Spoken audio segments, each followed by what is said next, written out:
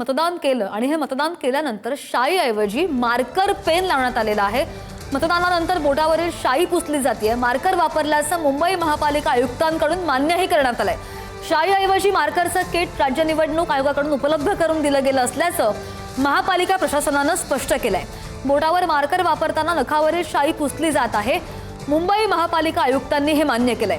शाईचा हा मार्कर 2012 पासून प्रत्येक स्थानिक स्वराज्य संस्थांच्या निवडणुकांमध्ये वापरला जात असल्याची निवडणूक आयोगाची माहिती आहे। आणि या संदर्भात आणखी जाणून घेणार आमचे प्रतिनिधी धनंजय दळवी आपल्या सोबत आहे। धनंजय, काही ठिकाणी हा प्रकार समोर आलेला आहे आणि असंही बोललं जातंय की यामुळे दुबार मतदान होतंय। काय या संदर्भातली अपडेट आहे, काय म्हणणं आहे महापालिका आयुक्तांचं?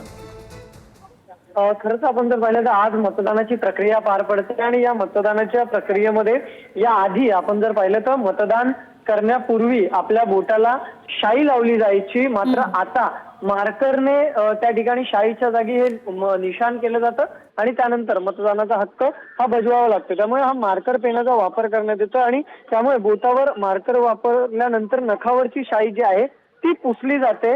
मात्र जी या संदर्भातले अपडेट घेत राहू। धन्यवाद दिलेल्या सगळ्या सविस्तर माहितीसाठी।